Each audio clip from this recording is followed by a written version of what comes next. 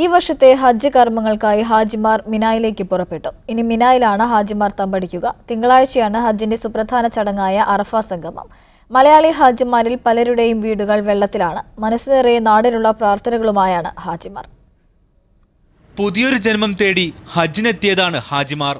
പക്ഷേ ഉള്ളം നിറയെ നാടാണ്. നാടിനു വേണ്ടിയുള്ള പ്രാർത്ഥനയാണ്. തിങ്കളാഴ്ചയാണ് അറഫ സംഗമം. ഇതിനു മുന്നോടിയായി ഇന്ന് രാത്രി മുതൽ ഹാജിമാർ മിനായിലെത്തി തങ്ങും.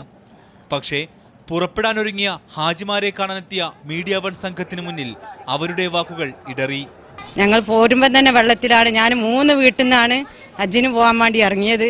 ആ വിഷമം തന്നെ ഉണ്ട്. പിന്നെ ഇവിടെ എത്തിയപ്പോഴും ഇങ്ങനെ തന്നെ കേൾക്കുന്നത് വെള്ളമാണെന്ന് മാത്രം. ആ വിഷമം നല്ലോണം ഇങ്ങനെ മനസ്സിൽ വെച്ചുകൊണ്ടാണ് ഞങ്ങളെ കർമ്മങ്ങളൊക്കെ ഞങ്ങൾ ചെയ്യുന്നത്. ഏറെക്കാലത്തെ പ്രാർത്ഥനക്കൊടുവിൽ പുണ്യഭൂമിയിലെത്തിയെങ്കിലും ചിലരുടെ കണ്ണിൽ നിറയെ ഉരുൾപൊട്ടൽ കാത്തുകിടക്കുന്ന മലയടിവാരമുണ്ട്. ഞങ്ങൾ ഒരു മലന്റെ ഭാഗത്തായിട്ടാണ് വീട്. ഇപ്പോൾ ഉരുൾപൊട്ടൽ ഉണ്ടാവുന്ന തന്നെ രീതിയിലാണ് നിൽക്കുന്നത്. ഫോറസ്റ്റ് വന്നിട്ട് വീടൊക്കെ ഒഴിഞ്ഞു പോകാൻ പറഞ്ഞ് ഞങ്ങളെയും മക്കളൊക്കെ വന്നിട്ട് ഇപ്പം എൻ്റെ വീട്ടിലാണ് താമസം എന്ന് പറയുന്നത്. ഏതായാലും ഞങ്ങൾ ഭീതിയിലാണ്. ഞങ്ങൾ പ്രാർത്ഥിക്കുന്നത്, അല്ലാതെ ഞങ്ങൾക്കൊന്നും ചെയ്യാൻ കഴിയില്ലല്ലോ. നാടിന് ദാനമായി ഉള്ളു നിറയെ പ്രാർത്ഥന നേരുകയാണിവർ. പ്രളയത്തിന്റെ ഭീതിയിലും ഇന്ന് രാത്രി മുതൽ മിനായിലേക്ക് നീങ്ങും ഇന്ത്യൻ ഹാജിമാർ. അവർക്കുള്ള പ്രാർത്ഥനയോടെ.